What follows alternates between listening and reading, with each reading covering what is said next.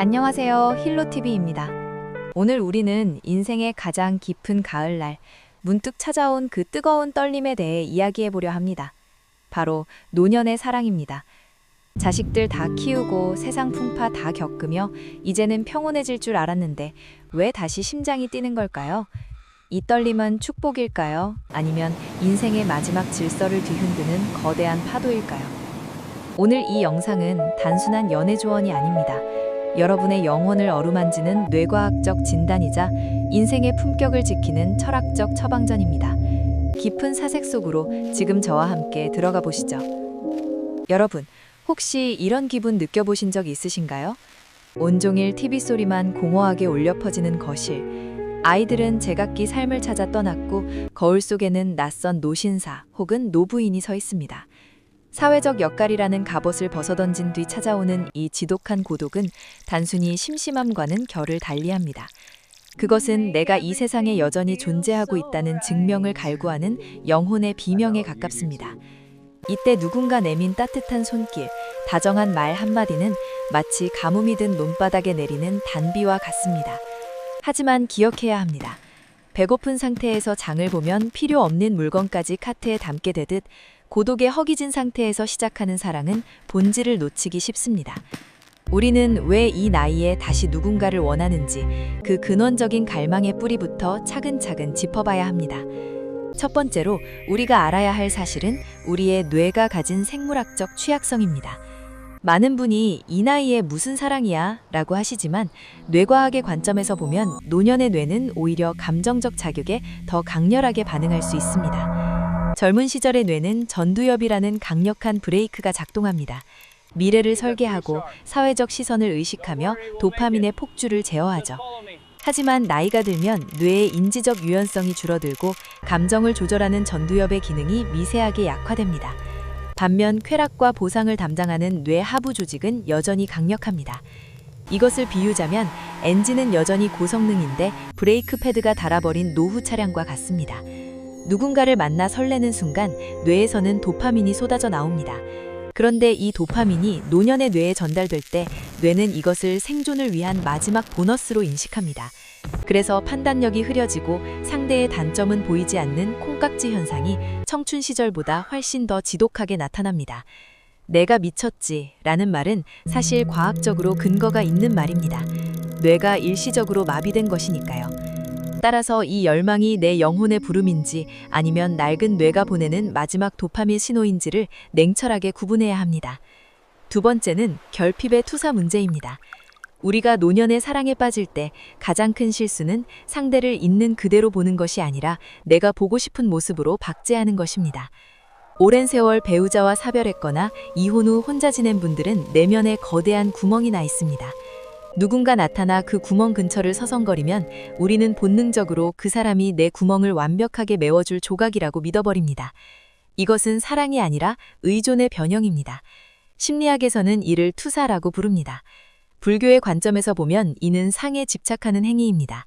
저 사람이 나를 구원해 줄 것이라는 착각, 저 사람만 있으면 내 남은 인생이 찬란할 것이라는 망상입니다. 하지만 여러분, 세상에 타인의 구멍을 메워줄 사람은 아무도 없습니다. 각자의 구멍은 각자가 수행을 통해 메워야 하는 것이죠. 만약 지금 누군가가 너무나 절실하다면 잠시 멈추십시오. 당신이 사랑하는 것은 그 사람의 본질입니까? 아니면 당신의 외로움을 가려줄 가림막입니까? 세 번째는 가장 현실적이고도 아픈 부분입니다. 바로 경제적 독립성이자 재산의 문제입니다. 젊은 날의 사랑은 함께 무에서 유를 창조해가는 과정이지만 노년의 사랑은 이미 일궈놓은 유를 어떻게 지키고 나눌 것인가의 문제입니다.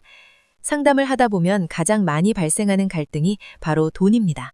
한쪽은 순수한 동반자를 원하는데 다른 한쪽은 노후의 안정을 위한 경제적 수단으로 상대를 이용하려 할 때 비극이 시작됩니다.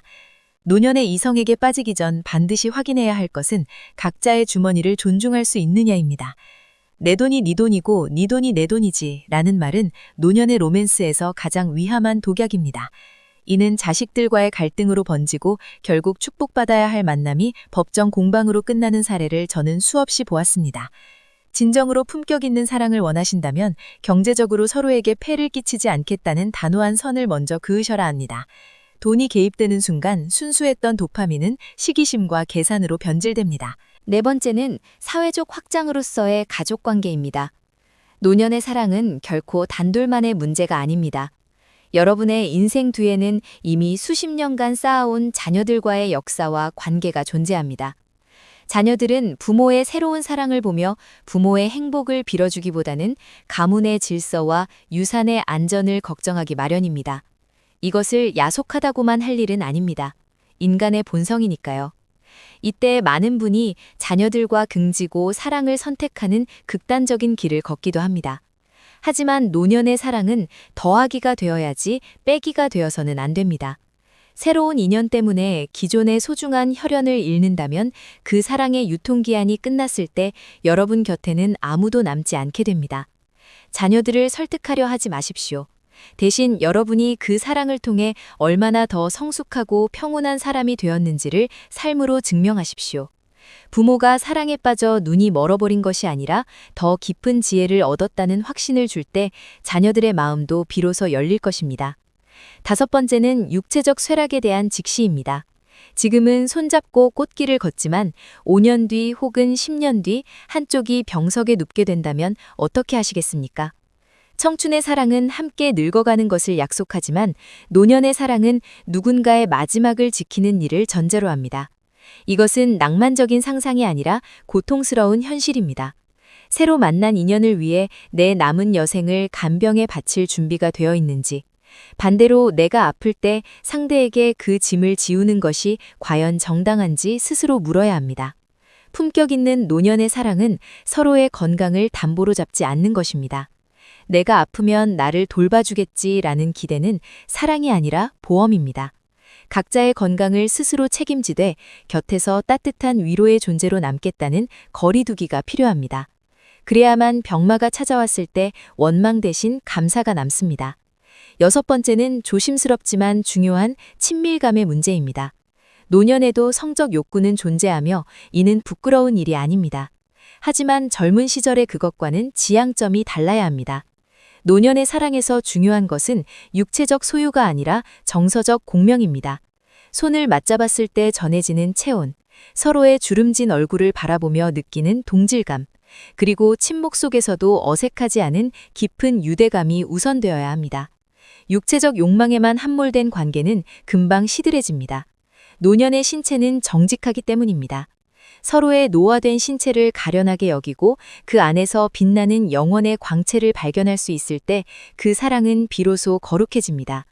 일곱 번째는 각자가 짊어지고 온 과거의 짐입니다. 우리 모두에게는 전 배우자와의 기억, 상처, 그리고 여전히 지우지 못한 습관들이 있습니다. 새로운 사람을 만났음에도 끊임없이 옛사람과 비교하거나 과거의 상처 때문에 방어적인 태도를 보인다면 그 관계는 앞으로 나아갈 수 없습니다. 상대방 또한 수십 년의 역사를 가진 독립적인 우주입니다.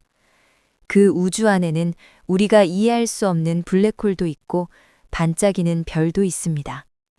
상대의 과거를 캐내려 하지 말고 현재 내 앞에 있는 그 사람의 오늘만을 사랑할 용기가 필요합니다. 과거라는 유령을 초대하지 않는 것, 그것이 노년 연애의 예의입니다. 이제 이 현상들을 조금 더 깊은 시선으로 바라보겠습니다.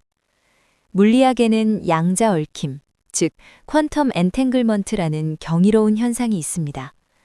두 입자가 한 번 인연을 맺으면 우주 반대편에 떨어져 있어도 서로의 상태에 영향을 미친다는 이론입니다. 여러분이 지금 만난 그 인연은 우연일까요? 불교의 연기법에 따르면 이 세상에 우연이란 없습니다. 수천 겁의 시간 동안 쌓인 인연의 실타래가 오늘 이 순간 잠시 엉킨 것이죠. 하지만 양자역학이 가르쳐주는 더 중요한 사실은 관측자가 관측하는 순간 상태가 결정된다는 것입니다. 즉, 여러분이 상대를 어떤 마음으로 바라보느냐에 따라 그 사람은 구원자가 될 수도 악연이 될 수도 있습니다. 만남 그 자체의 의미를 두기보다 그 만남을 통해 나라는 입자가 어떻게 진동하고 있는지를 살피십시오. 상대가 나를 행복하게 해주는 것이 아니라 상대를 통해 내 안에 사랑이라는 본성이 깨어나는 것, 그것이 진정한 우주적 공명입니다. 여러분은 지금 상대라는 거울을 통해 자신의 가장 아름다운 마지막 모습을 관찰하고 있는 것입니다. 그렇다면 우리는 어떻게 사랑해야 할까요? 제가 드리는 처방전은 따로 똑같이의 지혜입니다. 독립된 성체를 유지하십시오. 경제적으로나 심리적으로 상대에게 완전히 침몰하지 마세요. 각자의 집을 유지하고 각자의 친구를 만나는 적절한 거리가 노년의 사랑을 숨쉬게 합니다. 기대를 버리고 감사를 채우십시오. 오늘 나를 보러 와준 것, 내 이야기를 들어준 것, 딱 거기까지만 감사하십시오. 내일을 약속받으려 하지 마세요. 노년에게 내일은 신의 영역입니다. 정직하게 소통하십시오. 자녀 문제, 돈 문제, 건강 문제를 초기에 투명하게 공유하십시오. 낭만이라는 안개로 현실을 가리지 마십시오. 안개는 반드시 거치기 마련입니다. 언제든 혼자 돌아갈 준비를 하십시오. 사랑은 축제와 같습니다. 축제가 끝나면 각자의 집으로 돌아가듯 인연이 다했을 때 미련 없이 고독의 자리로 돌아갈 수 있는 힘을 기르십시오. 그 힘이 있는 사람만이 진정으로 상대를 자유롭게 사랑할 수 있습니다. 여러분, 사랑하기에 너무 늦은 나이란 없습니다. 하지만 사랑 때문에 나를 잃기에 너무 이른 나이도 없습니다. 지금 가슴이 뛴다면 그 떨림을 거부하지 마세요. 다만 그 떨림이 어디서 오는지 깊이 응시하십시오. 인생의 마지막 문턱에서 만난 인연은 어쩌면 신이 여러분에게 주신 마지막 숙제일지도 모릅니다. 너는 타인을 통해 너 자신을 온전히 사랑할 수 있느냐? 라고 묻는 숙제 말입니다. 부디 이 사랑이 여러분의 인생을 갉아먹는 태풍이 아니라 지친 영혼을 달래주는 따스한 저녁 노을이 되기를 소망합니다.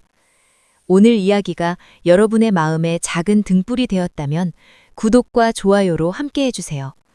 여러분의 평온한 황혼을 위해 저는 언제나 이곳에서 기도하겠습니다. 지금까지 힐로TV였습니다. 감사합니다.